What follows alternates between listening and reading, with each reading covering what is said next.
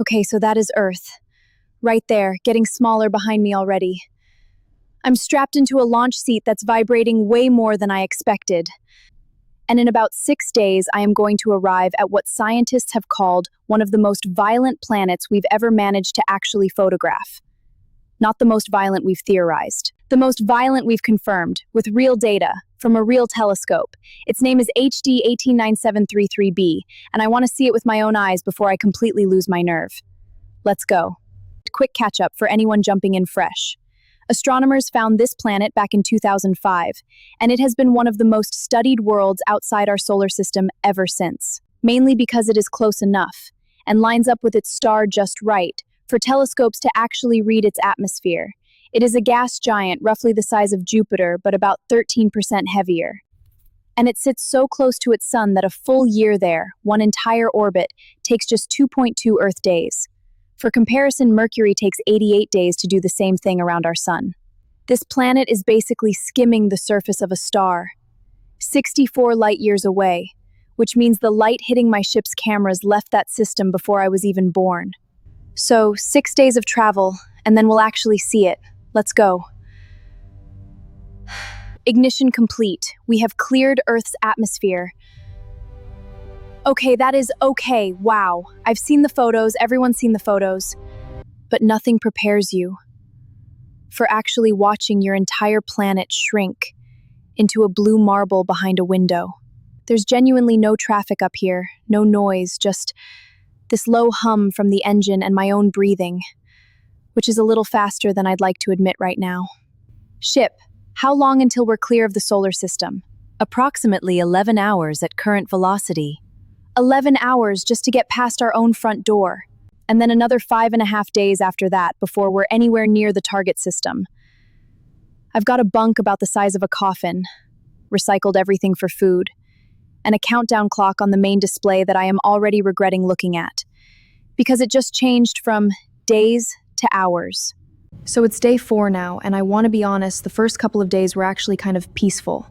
Stars everywhere, nothing to do, nothing trying to kill me. That changes today.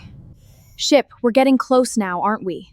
Confirmed. Entering the HD Atri system in approximately 6 hours. 6 hours. Okay, my stomach just did something it has not done this entire trip. Ship, put the system on the main display. Displaying now. Okay, so that star right there, that's HD 189733, and it is genuinely bright, way brighter than our own sun looks from Earth, because we are about to get so much closer to it than we've ever gotten to ours. And that little blue dot right there, tucked in close, almost hugging the star, that's it. That's the planet. From here, it actually looks kind of beautiful. Calm, even. I keep having to remind myself that's the problem. Ship, give me the external temperature reading as we approach. External temperature currently 340 degrees Celsius and rising. 340. And we're not even close yet. That number is going to keep climbing the entire way in. And it is deeply unsettling watching a number do that in real time. Okay, we are properly close now. The whole window is just blue. Not sky blue, this weird glassy, hazy blue, like looking through a stained window that's been left out in a furnace. I can actually see the cloud bands now. Thick, fast-moving, streaked sideways instead of drifting the way clouds do at home. Entry interface initiated, securing restraints now. Heat shield integrity is holding at 100%. Turbulence is increasing, systems are stable. Ready for entry. Ship, hull temperature? 780 degrees Celsius and climbing. Beginning atmospheric entry.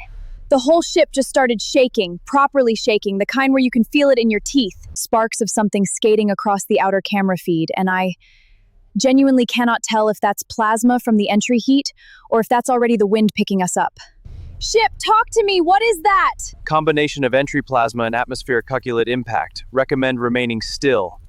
Remaining still is not really a choice right now, the ship is doing that part for me. Okay, we are through the worst of the entry heat, I think. The shaking's dropped a little. And now I can actually see outside properly for the first time. And that is not a sunset.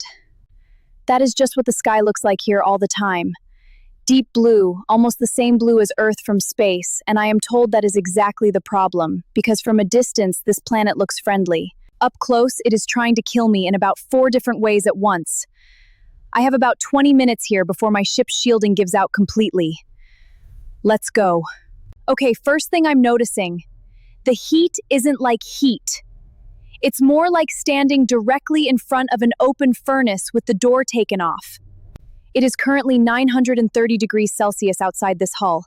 That is hot enough to melt lead. Actually melt it, not warm it up. Ship, give me the wind reading again.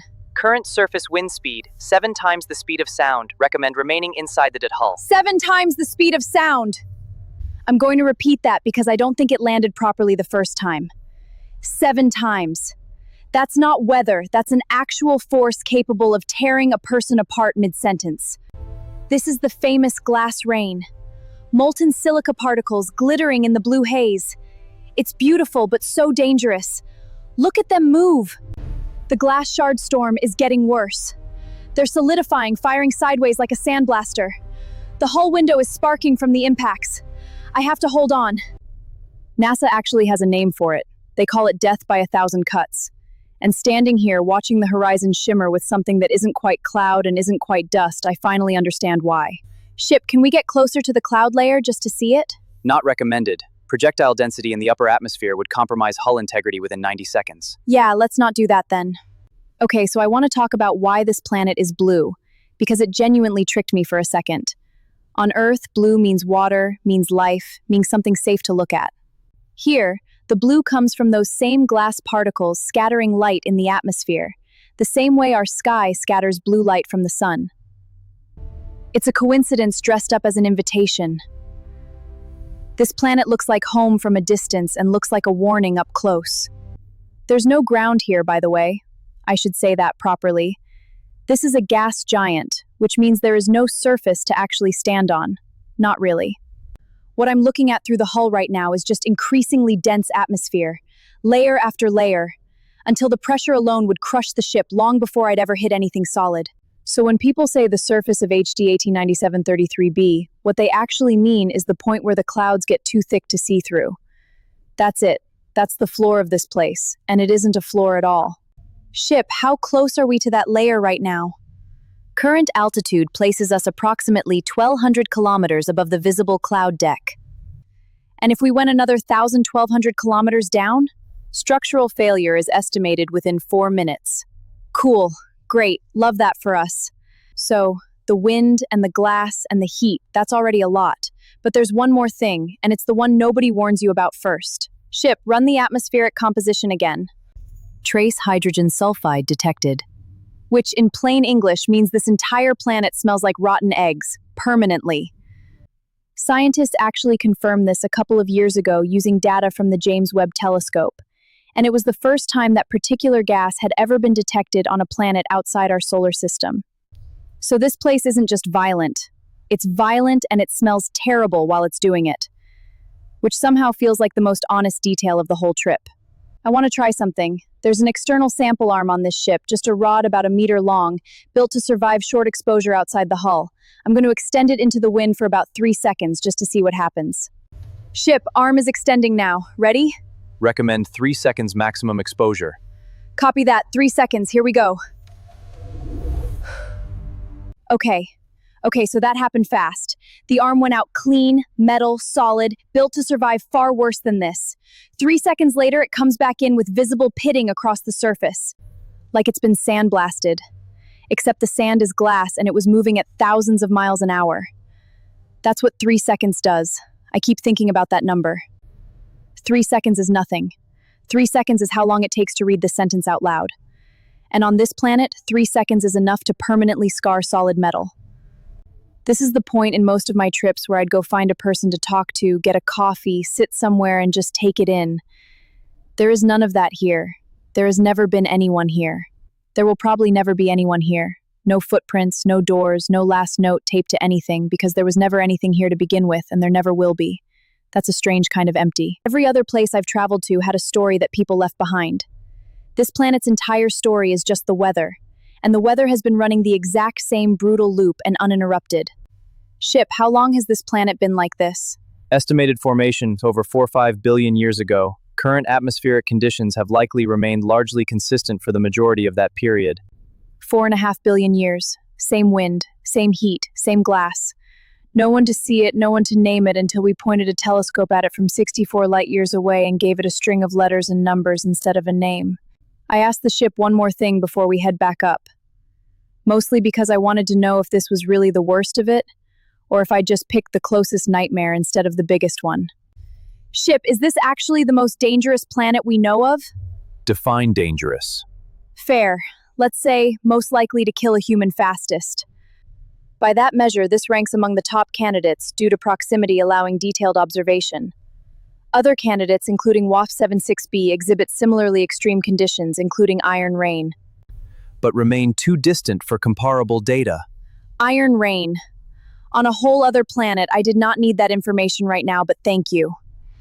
Ship, we need to lift out of the wind band before the shielding starts degrading further. Recommend immediate ascent, currently at 61%. Okay, let's go. Lifting off now, and the ride out is somehow rougher than the ride in.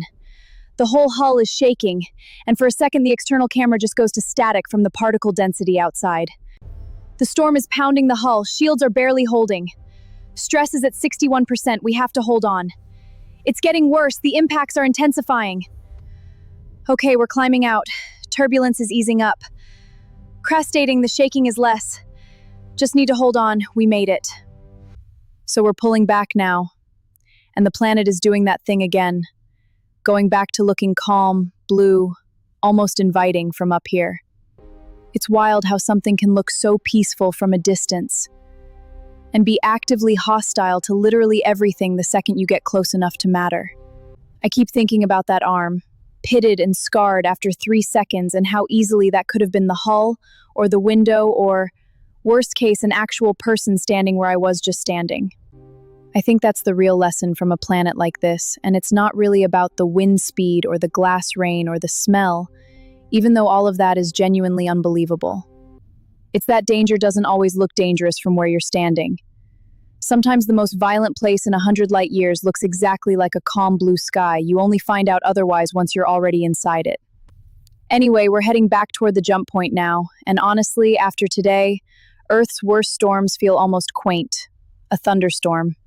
A heat wave.